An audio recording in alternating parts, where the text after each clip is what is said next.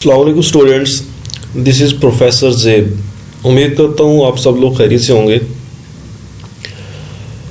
Previous lecture के अंदर हमने क्रिस्टलोग्राफिक प्लेन्स और मिलर इंडिसेस के बारे में स्टडी किया था। ये उस प्रीवियस लेक्चर की समरी है जिसमें हमने Miller indices, steps to find the Miller indices, then हमने कुछ एग्जांपल्स को जो हमने देखा था कि हम किस तरह जो है मिलर इंडिसेस को फाइंड करते हैं। ये हमारे पास दो क्रिस्टलोग्राफिक प्लेन्स थे और इन प्लेन्स को जो है हमने मिलर इंडिसेस के जो स्टेप्स हैं फाइंड करने के, उनको यूज़ करते हुए हमने इसके मिलर इंडिसेस को फाइंड किया था। आज का हमारा जो नेक्स्ट लेक्चर है वो इंटरप्लेनर स्पेसिंग के बारे में होगा।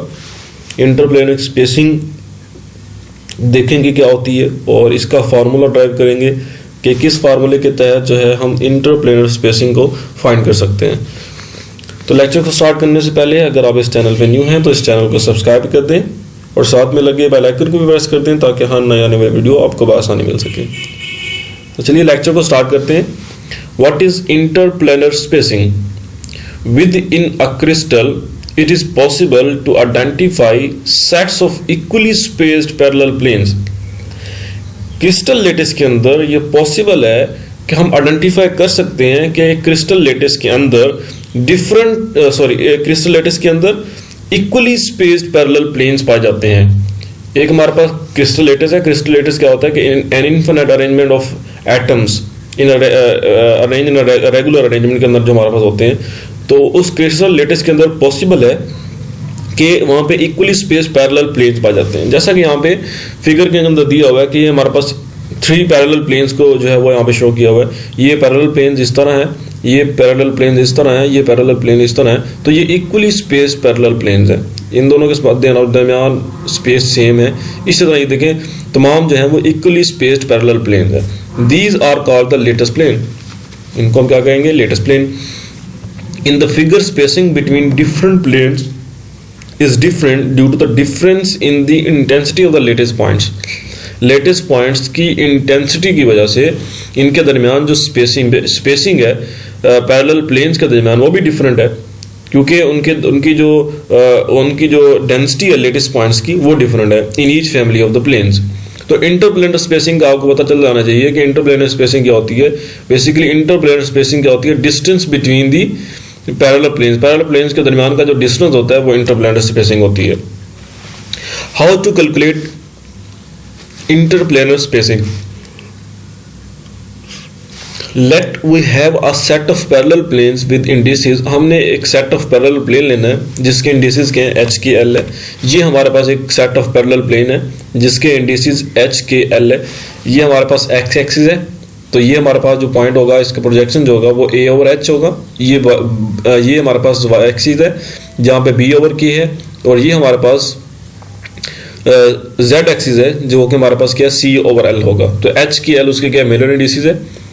अल्फा बीटा गामा वो वहाँ पे एंगल बना रहे हैं, और ये जो एक हमारे पास सेट ऑफ पैरेलल प्लेन ये है और एक हमारे पास ये ओरिजिन है। तो ओरिजिन से एक set of parallel plane origin को माना हुआ है और दूसरा सेट ऑफ पैरेलल प्लेन यहाँ पे है। तो इन दोनों के दरमियान का जो डिस्टेंस है वो d है। तो ये d जो है बेसिकली दो सेट ऑफ पैरेलल प्लेन के दरमियान डिस्टेंस को डोनेट कर रहा है। Take the lattice point on any one of these point as origin. हमने ओरिजिन पे एक लेटेस्ट पॉइंट ले लिया। ड्रा एक्सिस ABC हमने यहाँ से एक्सिस उसके ड्रा कर दिए। ये देखिए ये हमारे पास ABC उसके एक्सिस हमने ड्रा किए। Now consider a similar plane adjacent to this plane with the same Miller indices.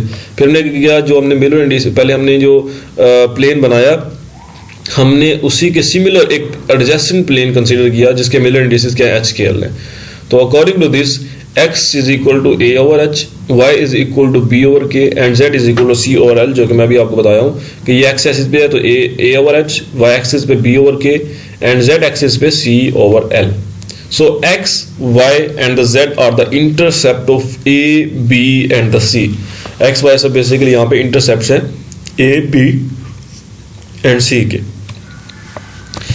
If we draw normal from the origin to this plane, the length d of this normal is interplanar spacing। अगर हम normal draw करते हैं from the origin, इस origin से अगर हम normal draw करें to this plane, इस प्लेन, तो द लेंथ डी, तो ये इसकी जो लेंथ डी है of this normal is interplanar spacing, वो क्या होगी, इंटरप्लेनर स्पेसिंग होगी। दो सेट ऑफ पैरेलल प्लेन्स, उनके दरमियान जो डिस्टेंस है वो हमारे पास क्या होगी, इंटरप्लेनर स्पेसिंग होगी। So d is equal to, basically क्या गया, डी किसके इक्वल है, ओ पी के इक्वल है, ओ से पी। तो एक हमने प्लेन को जो है ओ ओरिजिन को ओ का नाम दिया, दूसरे ओरिजिन को हमने पी का नाम दिया, तो ओ और पी बेसिकली क्या डी है, ठीक है। और इनके जो प्रोजेक्शन हैं वो क्या है, A over H cos alpha, B over K cos beta, and C over L cos gamma. Here alpha, beta and the gamma are the angles between the crystallographic axis. In crystallographic axis के दरमियान का जो angle है वो alpha beta gamma है। Here cos alpha, cos beta and the cos gamma are the directions cosines, और ये जो cos alpha, cos beta और cos gamma है ये डायरेक्शन cosines है। तो अगर हम यहाँ पे आइडेंटिटी यूज करें, cos alpha square plus cos beta square plus cos gamma square is equal to 1, using this equation, तो हमारे पास क्या इक्वल होगा, cos alpha is equal to d over, cos alpha किसके इक्वल है, डी ओवर, हमने यहाँ से इसको यूज हम कर रहे हैं, ठीक है। ये डी है, ठीक है, और ये ए ओवर एच है, तो ये ए और एच जो है ये डी के नीचे जाके डिवाइड हो जाएगा। यहाँ से हम कोज अल्फा की वैल्यू निकाल रहे हैं, ठीक है। यहाँ से ए ओवर एच है, ये डी के नीचे डिवाइड हो जाएगा, कोज अल्फा आ जाएगा। सेम इसी तरह बी ओवर के डी के नीचे डिवाइड हो जाएगा, कोस बीटा की वैल्यू आ जाएगी। सी ओवर एल डी के नीचे डिवाइड हो जाएगा तो कोस गामा की वैल्यू आ जाएगी। तो ऊपर वाली जो इक्वेशन है उसको यूज करते हुए हमने कोस अल्फा, कोस बीटा और कोस गामा की वैल्यू निकाल ली।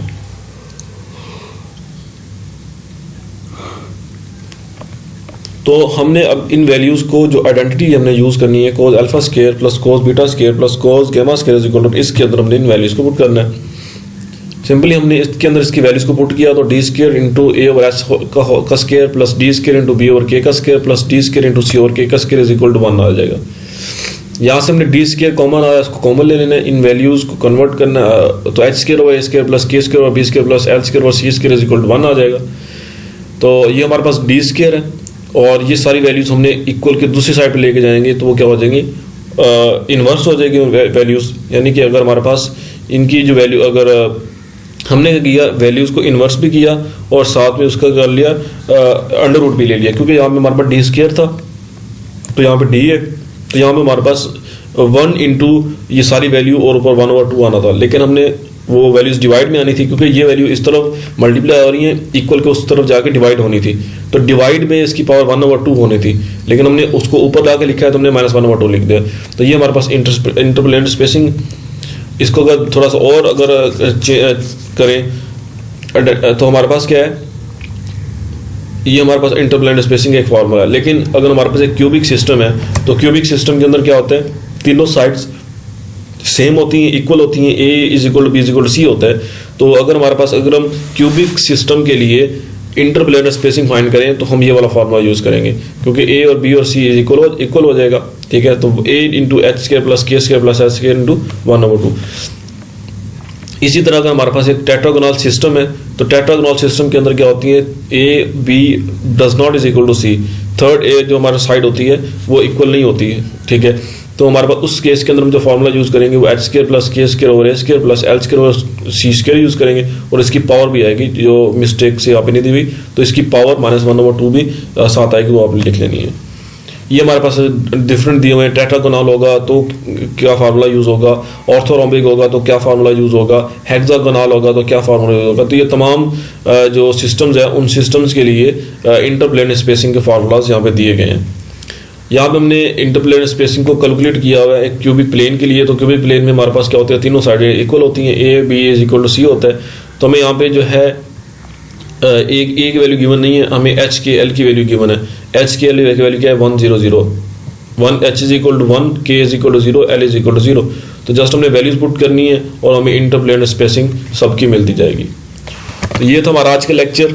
आज के लेक्चर के अंदर हमने इंटरप्लेनर स्पेसिंग के बारे में स्टडी किया, हमने इंटरप्लेनर स्पेसिंग का फार्मूला ड्राइव किया, फिर हमने देखा कि किस सिस्टम के लिए हम इंटरप्लेनर स्पेसिंग का कौन सा फार्मूला जो है वो हेल्पफुल है हमारे लिए, जिसको यूज़ करते हुए हम इंटरप्लेनर स्पेसिंग फाइंड कर सकते हैं। और एट द एंड हमने 2-3 एग्जांपल्स सॉल्व की अबाउट इंटरप्लेनर स्पेसिंग। उम्मीद करता हूँ आप लोग लेक्चर को अच्छे से अंडरस्टैंड कर लिया होगा। मिलते हैं नेक्स्ट लेक्चर के अंदर, तब तक आप सब लोग अपना ख्याल रखिएगा। खुदा हाफिज़।